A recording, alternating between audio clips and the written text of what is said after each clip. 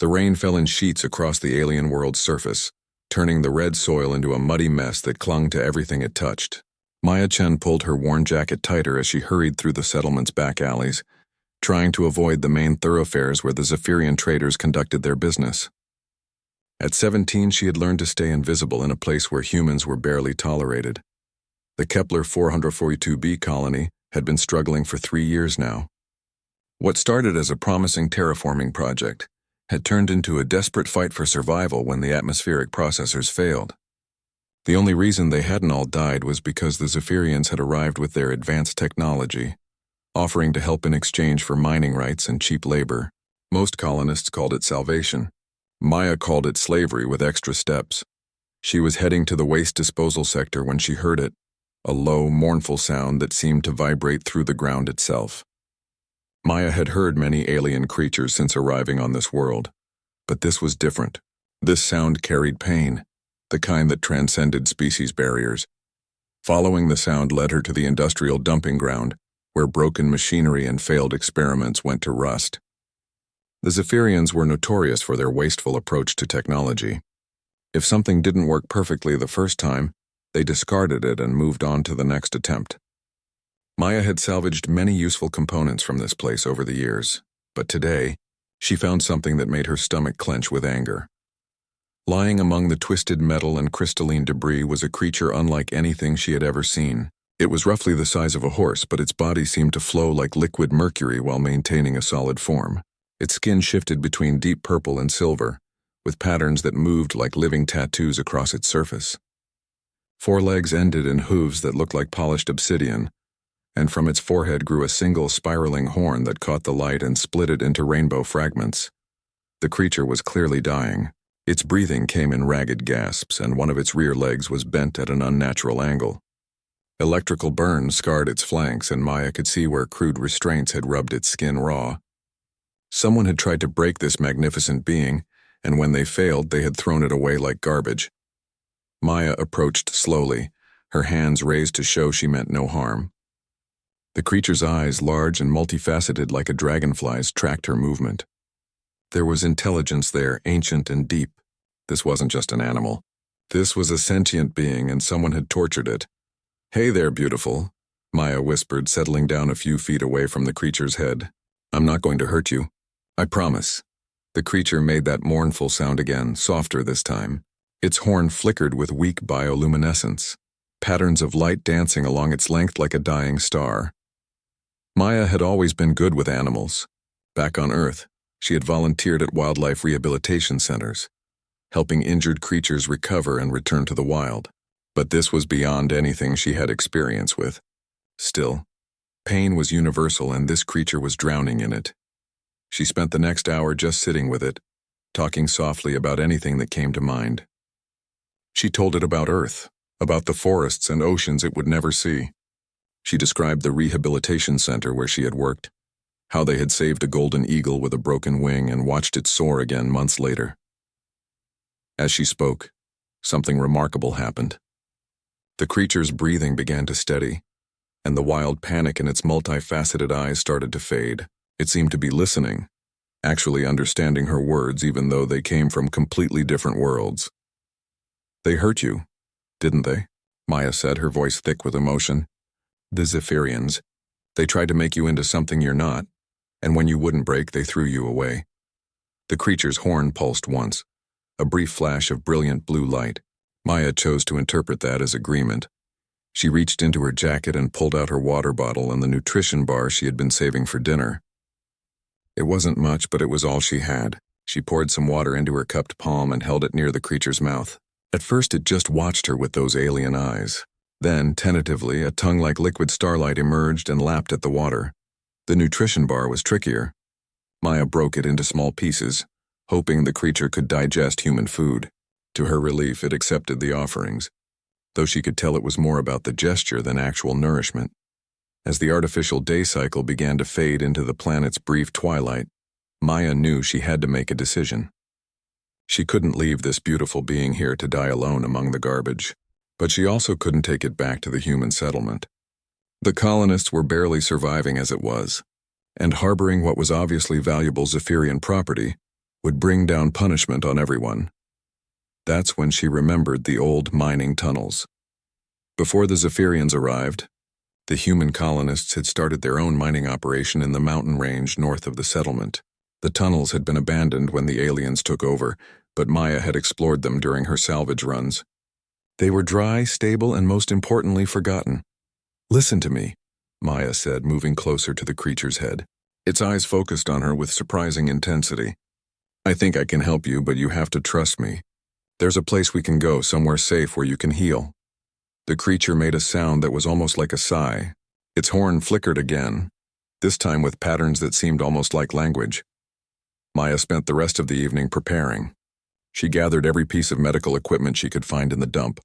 Sterile bandages, antiseptic spray, even a diagnostic scanner that the Zephyrians had discarded because it was only 97% accurate. She also collected metal scraps and wiring, things she could use to build a makeshift shelter. When the settlement's lights dimmed for the night cycle, Maya returned to the creature. It was still alive, still watching her with those intelligent eyes. "Tomorrow," she promised, settling down beside it for the night. "Tomorrow we get you out of here." As she lay there in the alien darkness, listening to the creature's steady breathing, Maya felt something she hadn't experienced since arriving on this hostile world. Hope. She didn't know if she could save this being, but she was going to try. After all, everyone deserved a chance to run free. Maya woke before dawn to the sound of approaching hover vehicles. She pressed herself against the pile of debris where she had been sleeping, her heart hammering as she watched 3 Zephyrian enforcement units glide through the dumping ground. Their serpentine forms moved with predatory grace, scanning the area with handheld devices that hummed with alien energy.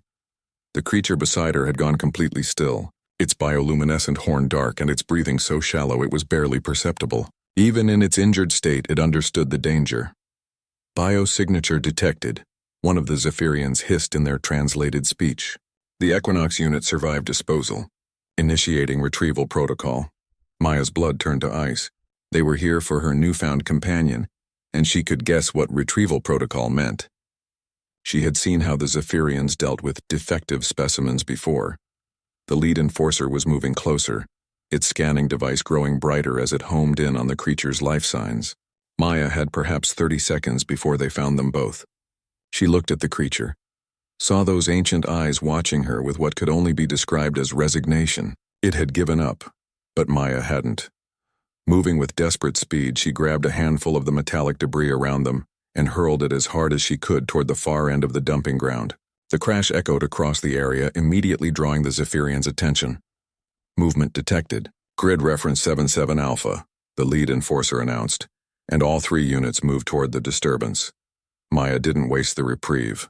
She scrambled to the creature's head and whispered urgently, "Can you move?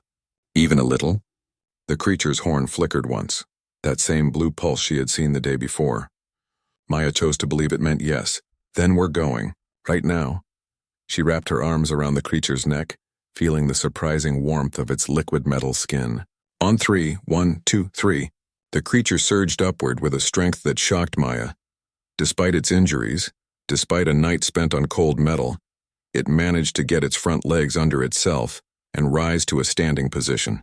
Its broken rear leg dangled uselessly, but its other 3 limbs trembled with determination. Maya guided it toward the service tunnel she had spotted the day before, a maintenance shaft that led to the old mining complex. The creature moved with an awkward 3-legged gait, its obsidian hooves clicking against the metal debris. Each step obviously caused pain, but it pressed forward without complaint. Behind them, the Zephyrians had discovered her deception. False positive. Expanding search pattern. Alert all units, escaped specimen must not reach the surface. They had minutes, maybe less. The tunnel entrance was 50 meters away. Might as well have been 50 kilometers given the creature's condition. Maya could hear the enforcers spreading out, their scanning devices growing louder as they methodically searched the dumping ground. That's when the creature surprised her again. Despite its broken leg, despite the obvious agony each movement caused, it began to move faster. Not running, that would have been impossible, but flowing forward with a liquid grace that defied its injuries. Its horn began to glow, not with the faint bioluminescence Maya had seen before, but with brilliant, focused light that illuminated their path. They reached the tunnel entrance just as the first Zephyrian spotted them. Target acquired. Beginning pursuit. Maya dove into the tunnel first, then turned to help the creature squeeze through the narrow opening.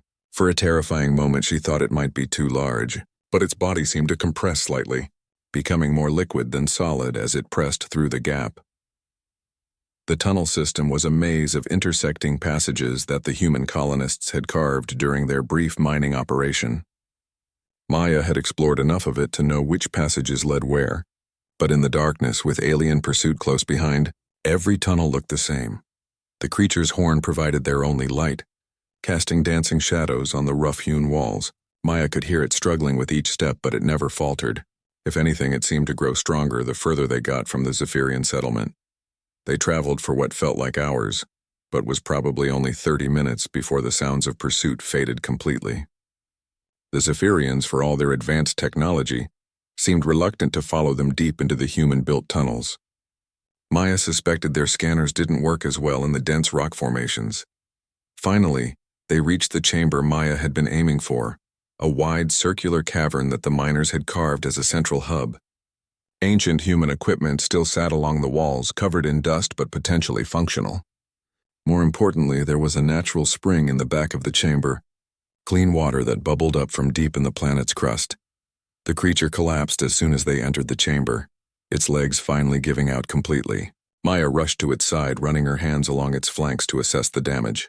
The electrical burns were worse than she had initially thought, and the broken leg was a compound fracture that would need immediate attention. But the creature was alive, and they were safe. For now, Maya spent the next several hours working with the supplies she had gathered. The diagnostic scanner confirmed what she had suspected. The creature's physiology was unlike anything in human or known Zephyrian databases. Its body seemed to be partially organic and partially composed of some kind of programmable matter that responded to neural impulses. The injuries were severe but not fatal. The electrical burns had damaged the creature's outer membrane, but hadn't penetrated to its core systems. The broken leg was more complex. The obsidian-like material that formed its hooves extended up into its skeletal structure, and Maya had no idea how to properly treat such an injury. What she did know was basic field medicine. She cleaned the burns with antiseptic, applied sterile bandages where possible, and used salvaged metal to create a crude splint for the broken leg. It wasn't perfect, but it was better than nothing. Throughout the procedure, the creature watched her with those multifaceted eyes. Sometimes its horn would pulse with soft light, and Maya began to suspect it was trying to communicate. The pattern seemed too deliberate to be random. When she finished her makeshift medical treatment, Maya sat back against the cavern wall and looked at her patient. "I wish I could understand what you're trying to tell me," she said. "I wish I knew what you really are." The creature's horn blazed suddenly with brilliant white light, and Maya felt something touch her mind. Not invasive or threatening, but gentle, like fingers trailing through water. Images flashed through her consciousness, vast starfields, impossible cities that floated in space, beings of light and energy dancing between planets, and then, clear as if someone had spoken directly into her ear, she heard a single word. "Stellaris," Maya gasped, the mental connection breaking as suddenly as it had formed. The creature's horn dimmed back to its normal soft glow, but those alien eyes held what looked distinctly like satisfaction. "Stellaris," Maya whispered. "Is that what you are? Or is that your name?" The creature, Stellaris, pulsed its horn once in what Maya was learning to recognize as agreement. She smiled for the first time since finding the injured being. "Well, Stellaris, I'm Maya, and I promise you, we're going to figure out how to get you running again." Outside the chamber, the alien world continued its daily cycle, but in the depths of the abandoned mine, a human girl and a creature from the stars began to forge a bond that would change everything. 3 weeks passed in the hidden chamber, and Maya watched in amazement as Stellaris began to heal. The creature's recovery defied everything she thought she knew about biology. The electrical burns faded day by day, the damaged membrane regenerating with a silver-blue sheen that was even more beautiful than before. Most remarkably, the broken leg was actually reforming itself, the obsidian-like material growing back together in crystalline structures that were stronger than the original. During this time, Maya learned that Stellaris was far more intelligent than she had initially realized. The mental connection that had started with sharing names grew stronger each day. Through images and emotions transmitted directly into her mind, Stellaris began to tell Maya its story. Stellaris wasn't native to this world, or even this galaxy. Its people, beings of living energy who could take physical form when needed, were ancient wanderers who had traveled between stars since before Earth's sun was born. They were explorers and healers, never staying in one place long enough to interfere with developing civilizations. Stellaris had been young and curious when it had encountered the Zephyrian trade fleet. Instead of fleeing like its elders had taught, it had approached them with friendship, eager to learn about these new beings. The Zephyrians had responded by capturing it, seeing only a valuable specimen to be studied and exploited. For months, they had tried to break Stellaris's will, to turn it into a mount for their warriors or a living weapon for their armies. They had tortured it with electricity, trying to understand how its bioluminescent abilities worked. They had attempted to force it to bond with Zephyrian riders, not understanding that such connections required mutual respect and trust. When Stellaris had refused to be broken, they had declared it defective and thrown it away to die. Maya felt sick as these images flooded her mind. She had known the Zephyrians were cruel, but this level of calculated torture was beyond anything she had imagined. No wonder the galactic community avoided contact with humans. If this was what they thought civilization looked like, Maya couldn't blame them. But there was more to Stellaris' story. Through their growing mental bond, Maya learned that the creature's people possessed abilities that seemed like magic, but were actually highly advanced technology. They could manipulate matter at the molecular level, travel faster than light without ships, and most importantly, they could heal almost any injury or illness. Stellaris' horn wasn't just decorative, it was a focusing crystal for these abilities. A tool that could channel energy in ways that human science couldn't even begin to understand. As Stellaris grew stronger, it began to demonstrate some of these abilities for Maya. Small things at first, making the spring water glow with soft light, causing crystalline flowers to grow from the stone walls, even repairing some of the old mining equipment with nothing more than focused thought. Maya watched in wonder as Stellaris touched a broken power cell with its horn and somehow restored it to full functionality. The creature's abilities seemed to work by understanding the true nature of matter and energy, then convincing them to behave differently. "It's like you're speaking directly to the universe," Maya said one day as she watched Stellaris repair a damaged datapad, and the universe listens.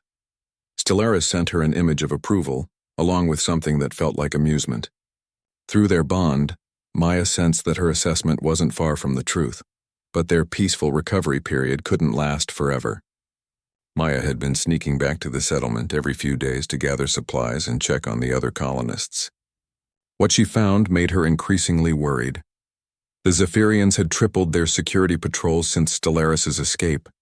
They were conducting random searches of human quarters, looking for any sign of the missing creature. Worse, they had started implementing new productivity requirements that were little more than thinly veiled slavery. Humans who didn't meet their quotas were being sent to re-education centers that no one ever returned from. On her latest supply run, Maya overheard a conversation between two Zephyrian overseers that chilled her to the bone. "The High Command grows impatient," the first one hissed. "The Equinox unit possessed rare capabilities. Its loss has set back the bioweapon project by cycles. Perhaps we should accelerate the human integration protocol," the second replied. Their neural patterns showed unexpected compatibility during preliminary testing. "We could begin full conversion within a lunar cycle." Maya didn't understand all the technical terms, but the implications were clear. The Zephyrians weren't just exploiting the human colonists, they were planning to use them in some kind of horrific experiment. And somehow Stellaris was connected to it all. She hurried back to the chamber with this news, her mind racing with possibilities. When she shared what she had learned through their mental link, Stellaris' reaction was immediate and intense. The creature's horn blazed with angry red light, and Maya felt waves of fury and determination rolling off its consciousness. Through images that came faster than thought, Stellaris showed her the truth. The Zephyrians weren't just another alien race. They were a parasitic species that consumed other civilizations by converting them into extensions of their collective consciousness. They had done this to dozens of species across the galaxy, turning proud civilizations into mindless drones. The bioweapon project the overseers had mentioned was their latest attempt to create a perfect vector for this conversion process. They wanted to combine Stellaris's healing abilities with their own neural parasites to create something that could instantly convert any biological being into one of their slaves, and they planned to test it on the human colonists. Maya felt sick as the full scope of the Zephyrian plan became clear. The failed terraforming, the convenient arrival of helpful aliens, the gradual increase in control. It had all been planned from the beginning. The humans had walked into a trap, and now they were going to pay the ultimate price. But Stellaris had other ideas. Through their bond, the creature shared images of its people's true power. When focused and properly channeled, Stellaris's abilities could do more than heal injuries or repair equipment. It could affect biological processes on a massive scale, could disrupt the neural patterns that the Zephyrians used to control their victims. In short, Stellaris could free not just the human colonists, but every enslaved being the Zephyrians had collected across their empire. The plan that formed between them was desperate and dangerous. Stellaris would need to get close to the main Zephyrian command center, where their central processing node coordinated all their neural control systems. If it could reach that node and channel its power through it, the liberation signal would spread across their entire network. But Stellaris was still healing, still weak from its ordeal. And the command center was in the heart of the most heavily defended facility on the planet. That's where Maya came in. She spent the next week studying the settlement's layout, memorizing patrol patterns and security protocols. The Zephyrians had grown complacent in their control, never expecting real resistance from the primitive humans they had enslaved.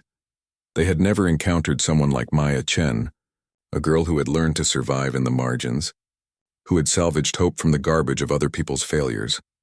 And they had certainly never encountered someone with a friend like Stellaris. The night before their planned infiltration, Maya sat with Stellaris in the quiet chamber, both of them preparing for what might be a suicide mission. "Are you sure about this?" Maya asked, running her hand along Stellaris's neck. The creature's skin had healed completely, now shimmering with patterns of silver and deep blue that seemed to move like living constellations. Stellaris's response came not in words or images, but in pure emotion, determination, courage, and something that felt remarkably like love. This creature from beyond the stars had found something worth fighting for in a scared human girl who had shown it kindness when no one else would. Tomorrow, they would find out if love and determination were enough to free a world. The attack began at midnight during the shift change, when security was at its weakest. Maya had spent days watching the patterns, memorizing every detail of how the Zephyrians rotated their guards. They were efficient but predictable, a weakness born from centuries of easy conquest. Maya approached the outer perimeter alone, using the salvage tunnels she had mapped over months of scavenging. Her heart hammered against her ribs as she emerged near the power distribution center, exactly where she had planned. The Zephyrian facility sprawled before her like a metallic cancer on the landscape, all sharp angles and pulsing energy conduits. She took a deep breath and began the most dangerous performance of her life. The explosive charges Maya had constructed from mining equipment weren't sophisticated, but they were loud. The first blast took out a secondary power relay, plunging an entire section of the facility into darkness. Alarms began wailing immediately, and Maya could see the serpentine forms of Zephyrian guards rushing toward the disturbance. She waited until they were committed to investigating the first explosion before setting off the second, this one on the opposite side of the complex. The pattern was crucial. She needed to draw as many guards as possible away from the central command tower where their neural control node was housed. The third explosion came from a salvaged shuttle's fuel cell, creating a fireball that lit up the night sky. As Zephyrian emergency teams rushed to contain what they thought was a coordinated terrorist attack, Maya activated her personal communicator and sent a single word to Stellaris. Now. What happened next would be talked about for generations, though most who witnessed it would struggle to find words adequate to describe what they saw. Stellaris emerged from the mining tunnels like liquid starlight given form. The creature had changed during its weeks of healing, no longer the broken, dying being Maya had found in the garbage. Its body flowed with power, patterns of bioluminescence racing along its skin like captured lightning. Its horn blazed with such intensity that it cast sharp shadows even in the artificial daylight of the facility's security systems. But most remarkably, Stellaris was no longer alone. During their time in the hidden chamber, Stellaris had been doing more than just healing. It had been calling out across the stars, sending signals that traveled faster than light to wherever its people might be listening. The response had taken weeks to arrive, but when it came with purpose. 3 more beings like Stellaris materialized from thin air, their forms shifting between solid matter and pure energy. These were Stellaris's kin, ancient, powerful, and very angry about what had been done to their young companion. The Zephyrian guards had never faced anything like this.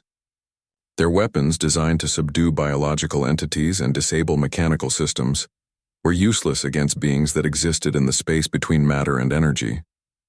Energy blasts passed harmlessly through the attackers, while their sonic disruptors had no effect on creatures that could simply choose not to hear them. Maya watched from her hidden position as Stellaris's family began their assault on the command tower. They moved like dancers, their forms flowing and shifting as they avoided the Zephyrians' increasingly desperate attacks. One of them, larger than the others with a horn that spiraled in complex helical patterns, seemed to be creating gravitational distortions that sent Zephyrian vehicles tumbling through the air like toys. Another had surrounded itself with a field of manipulated time, moving so fast that the Zephyrians' targeting systems couldn't track it. It flowed through their defensive lines like water, touching equipment with its horn and somehow convincing the machines to simply stop working. But it was Stellaris who drew Maya's attention. Her friend, for that's what Stellaris had become, moved with deadly purpose toward the central tower. The weeks of torture and abuse had left their mark, not just physically but mentally. There was a cold fury in Stellaris's movements that Maya had never seen before. A group of Zephyrian enforcement officers tried to surround Stellaris with neural disruptors, the same weapons they had used to capture it months ago. This time the result was very different. Stellaris's horn flared with brilliant white light, and the neural disruptors simply changed. Maya couldn't understand exactly what was happening, but somehow Stellaris was convincing the weapons to modify their own programming. Instead of disrupting neural activity, they began broadcasting a signal that seemed to wake up the Zephyrians' victims. Around the facility, humans who had been shuffling through their daily routines with the glazed expressions of the mentally controlled suddenly stopped, blinked, and looked around with genuine awareness for the first time in months. Maya felt tears streaming down her face as she watched her people remember who they were. But the real target was still ahead. The command tower rose like a twisted spear into the alien sky, its apex housing the central processing node that coordinated Zephyrian control across not just this world, but their entire local empire. Getting to it meant fighting through layers of automated defenses and elite guards. That's when Maya realized Stellaris was in trouble. The other members of Stellaris's family were handling the perimeter defenses, but they couldn't get close to the tower itself. Some kind of energy field surrounded it, one that seemed specifically designed to repel their particular form of existence. The Zephyrians had learned from capturing Stellaris and had upgraded their most critical systems accordingly.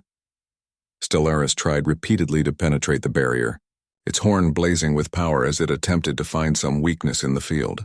But each attempt was repelled, and Maya could see that the effort was draining her friend. Stellaris was still recovering from months of torture. It didn't have the strength for an extended assault. That's when Maya made a decision that would define the rest of her life. She broke from her hiding place and ran toward the command tower, ignoring the chaos of the battle around her. Zephyrian guards spotted her immediately and began firing, but she was small and fast and had spent years learning to be invisible. She dodged between debris and burning vehicles, using every trick she had learned during her time as a scavenger. "Stellaris," she called out as she approached the energy barrier. "I'm here."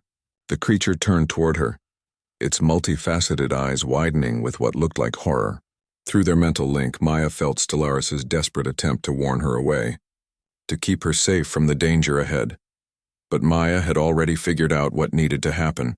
The energy barrier was keyed to repel Stellaris's people, beings of living energy. But it wasn't designed to stop humans. Maya could pass through it easily, but once inside, she would be trapped with no way for Stellaris to follow, unless they did something unprecedented. Maya pressed her hand against the barrier and felt Stellaris's consciousness touch her mind. "Trust me," she whispered, and opened herself completely to the mental connection they had been building over weeks of recovery. What happened next had never been attempted in the long history of Stellaris's people.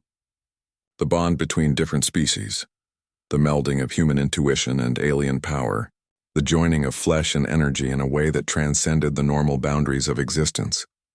Maya felt Stellaris's power flow into her, not overwhelming her human consciousness but merging with it, creating something entirely new.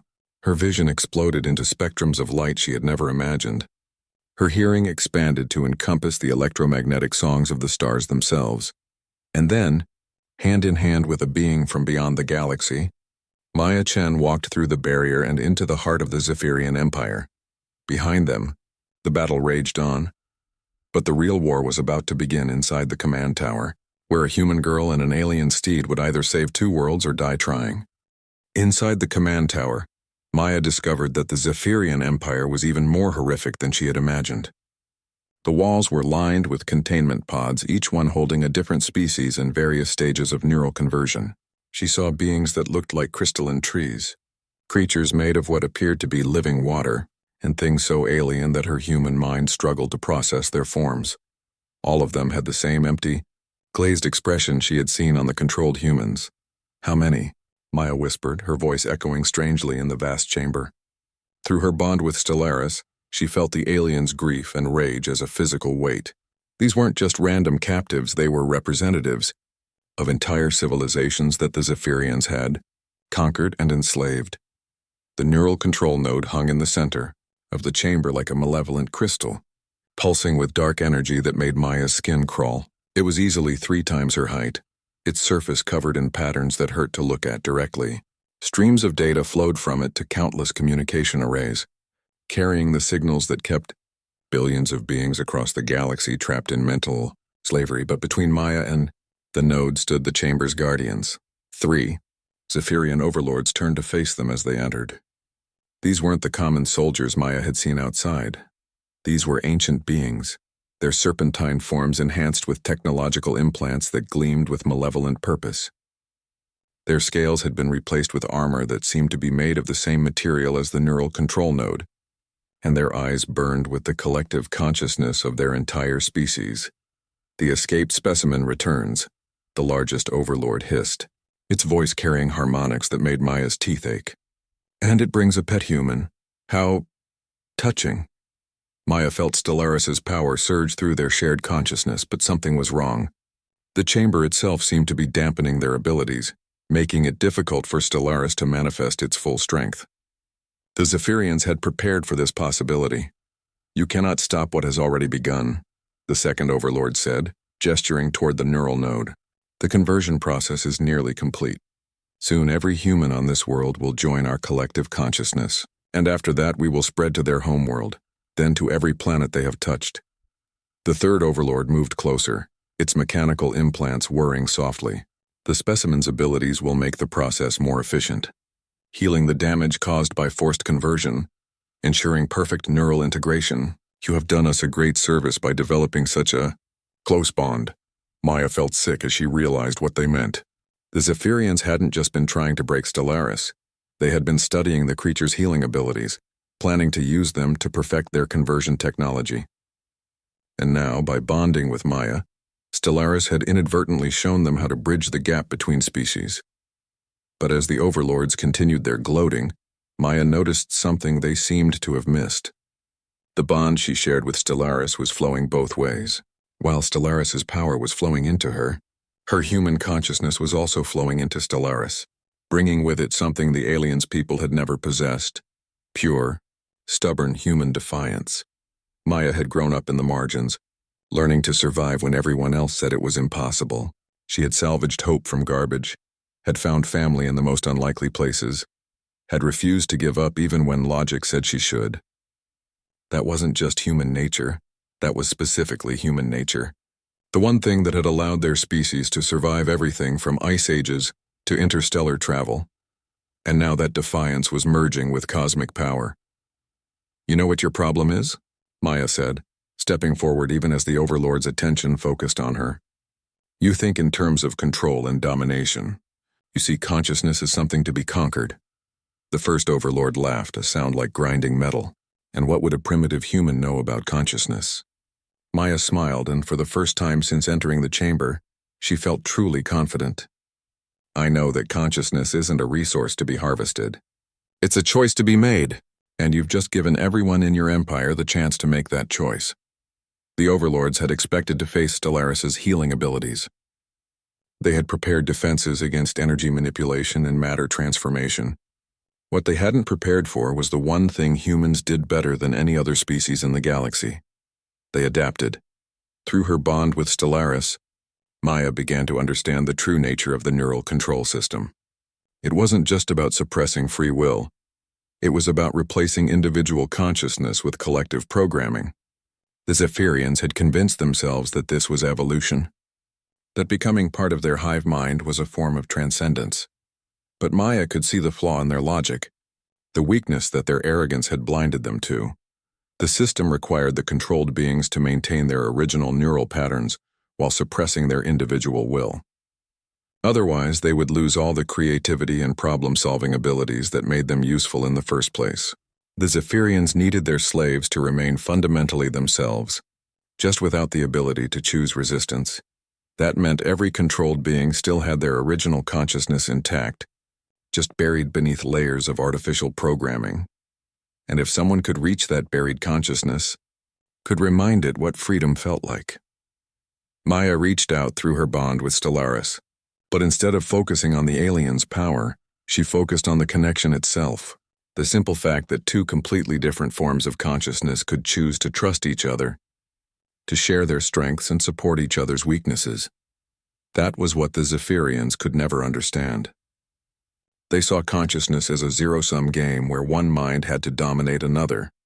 But Maya and Stellaris had discovered something else entirely, consciousness as symphony, where different voices could harmonize while remaining distinct. Show them, Maya whispered, and felt Stellaris's understanding through their bond. The alien's horn began to glow, not with the violent energy they had used in battle, but with something softer and infinitely more powerful. It was the light of recognition, of one consciousness reaching out to another and saying simply, I see you. You are not alone. The signal that emerged from Stellaris's horn was unlike anything the Zephyrians had prepared for. It didn't attack their control system. It simply offered an alternative. Every controlled being in their empire suddenly felt something they hadn't experienced in years, decades, or in some cases centuries, a choice. The effect was immediate and devastating to the Zephyrian power structure. Across the galaxy, billions of enslaved beings suddenly remembered that they were individuals with their own thoughts, their own dreams, their own right to exist freely. The collective consciousness that the Zephyrians had built began to fragment, as its components chose independence over assimilation. In the chamber, the three overlords staggered as their connection to the hive mind was disrupted. For the first time in their existence, they were forced to experience individual consciousness, and the shock was overwhelming. Impossible, the first overlord gasped. The collective cannot be broken. We are eternal. You are afraid, Maya said quietly. For the first time in your existence, you're alone in your own head and you're terrified. The neural control node began to pulse erratically as signals flooded back from across the empire. Some beings chose to rejoin the collective, but they were vastly outnumbered by those who chose freedom. The system that had taken millennia to build was collapsing in a matter of minutes, but the overlords weren't finished. With their collective consciousness failing, they fell back on the one thing they understood: violence. They attacked simultaneously, their enhanced forms moving faster than Maya's human reflexes could track. For a moment that lasted an eternity, it seemed like all their sacrifice had been for nothing. Then Stellaris stepped forward, and Maya learned what it truly meant to bond with a being from the stars. The battle that followed would be remembered by free beings across the galaxy as the moment when hope returned to the universe. But for Maya, it would always be the moment when she truly understood what her alien friend was capable of when fighting for something worth saving. The battle inside the neural control chamber lasted only minutes, But those minutes contained entire lifetimes of experience. Maya found herself moving with reflexes she had never possessed, seeing angles of attack that her human mind shouldn't have been able to calculate, feeling the flow of energy and matter in ways that transcended her original senses. Through her bond with Stellaris, she had become something new, not fully human anymore, but not alien either. She was a bridge between two forms of consciousness, combining human adaptability with cosmic power in ways that defied everything the Zephyrians thought they knew about the universe. The first overlord came at them with claws that could slice through molecular bonds, expecting to end the fight quickly. Instead, Maya flowed around its attack like water, while Stellaris's horn transformed the overlord's own armor into a prison that contracted around its serpentine form. The creature's enhanced reflexes meant nothing when the very matter it stood on betrayed it. The second overlord tried a different approach, activating neural disruptors that had been specifically calibrated to disrupt the bond between Maya and Stellaris. But the connection they shared wasn't based on technology. It was built on trust, understanding, and something the Zephyrians had never encountered: genuine friendship across species barriers. Maya felt the disruptor signals hitting her consciousness like waves of static, but Stellaris was there to steady her, its presence in her mind like an anchor in a storm. Together, they not only resisted the attack but turned it back on its source, using the overlord's own neural implants to give it a taste of individual consciousness. The creature collapsed, overwhelmed by the sudden experience of being alone in its own mind. But it was the third overlord that presented the real threat. This one had been watching, learning, adapting its strategy as the first two fell. When it attacked, it did so with calculated precision, targeting not Maya or Stellaris individually, but the bond between them. "Your connection makes you strong," it hissed as energy weapons charged in its cybernetic arms. "But it also makes you vulnerable. Break the link and you both fall." The attack came as a focused beam of neural disruption that hit the space between Maya and Stellaris. Not their minds, but the connection itself. Maya screamed as she felt their bond stretching, threatening to snap under the assault. Without Stellaris's power flowing through her, she was just a 17-year-old girl facing a creature that had conquered galaxies. But as the connection wavered, Maya realized something the Overlord had missed. The bond wasn't just about power flowing from Stellaris to her. It was about consciousness flowing both ways. And in that moment of crisis, with everything they had fought for hanging in the balance, Maya made a choice that would echo across the stars. Instead of trying to maintain the connection, she pushed harder into it, not just accepting Stellaris's power but offering her own consciousness in return. She opened her mind completely, sharing not just her thoughts but her memories, her experiences, her very essence as a human being. The effect was immediate and overwhelming. Stellaris suddenly experienced what it meant to be human, to feel fragile and mortal, to know that life was precious precisely because it was temporary, to understand that courage wasn't the absence of fear but the decision to act despite it.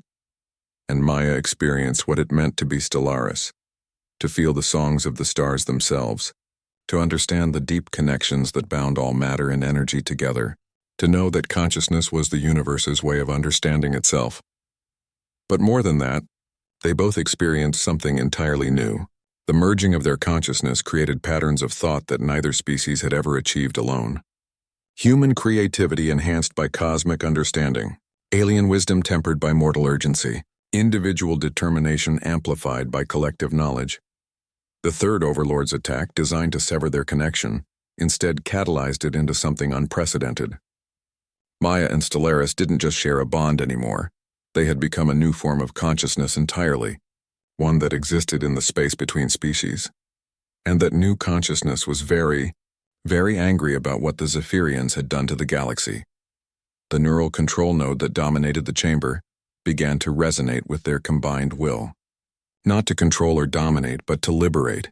Every signal that pulsed through the crystalline structure carried the same message. You have a choice. You are not alone. You can be free. Across the Zephyrian Empire, the response was immediate and devastating. On 1,000 worlds and countless space stations and mobile fleets, enslaved beings suddenly remembered who they were and decided they had had enough. The collective consciousness that had taken millennia to build shattered like glass. But the real miracle happened in the containment pods around them. The beings trapped in neural conversion began to wake up. their eyes clearing as individual consciousness returned. The crystalline tree creatures chimed with harmonic frequencies that sounded like joy. The water beings flowed into patterns that spoke of gratitude beyond words. Even the utterly alien forms expressed relief in ways that transcended language. They were free. All of them. The third overlord staggered backward, its cybernetic implants sparking as the collective consciousness it had relied on for support simply vanished. For the first time in its existence, it was truly alone, experiencing individual consciousness without the comfort of the hive mind. "This is impossible," it gasped, its voice now carrying the tremor of genuine fear. "The collective is eternal. We are evolution itself. We are the future of consciousness." Maya and Stellaris approached the overlord together, their merged consciousness allowing them to move in perfect harmony. When Maya spoke, her voice carried harmonics that belonged to both species. "You were never evolution," she said, and the words carried the weight of cosmic truth. "You were stagnation. You were the death of everything that makes consciousness beautiful, the diversity, the creativity, the endless possibility of growth and change." Stellaris's horn pulsed with gentle light as they reached the cowering overlord. "But even you can choose to be different. Even you can learn to exist as an individual instead of just another voice in the collective." The overlord looked up at them with eyes that reflected thousands of years of existence as part of a hive mind. For a moment, Maya thought it might actually choose freedom, might decide to experience genuine individual consciousness for the first time. Instead, it activated a final weapon, a neural cascade bomb designed to destroy every conscious being within 1,000 kilometers, rather than allow them to exist independently. But the bomb never detonated. As the overlord triggered the device, it found that the weapon no longer recognized its authorization codes. Stellaris's power, channeled through Maya's human understanding of systems and adaptation, had convinced the bomb that its purpose was not destruction but protection. Instead of exploding, the device began broadcasting the same liberation signal that Maya and Stellaris had been sending, amplified 1,000-fold, and reaching even further across the galaxy. The third overlord collapsed, its consciousness finally fragmenting under the strain of individual existence.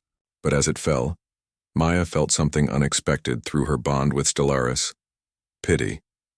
These creatures had spent so long as part of a collective that they had forgotten how to exist as individuals. In their own twisted way, they were as much victims of their system as the beings they had enslaved. Around them, the neural control chamber was transforming. The freed beings from the containment pods were working together, using their diverse abilities to dismantle the control systems and convert them into something new. Communication networks that would allow different species to share knowledge and culture without surrendering their individual consciousness. It was the beginning of something unprecedented in galactic history, a true community of free beings, each maintaining their unique identity while choosing to cooperate for the greater good. As Maya watched crystalline tree creatures work alongside water beings and forms of life she couldn't even classify, she realized that this was what consciousness was meant to be. Not a zero-sum game where one mind dominated another, but a symphony where every voice contributed to something greater than the sum of its parts. She turned to Stellaris, feeling their bond settling into something permanent and beautiful, not a merging that erased their individual identities, but a connection that enhanced them both. "So," she said with a grin that carried both human mischief and cosmic joy, "want to go for a run?"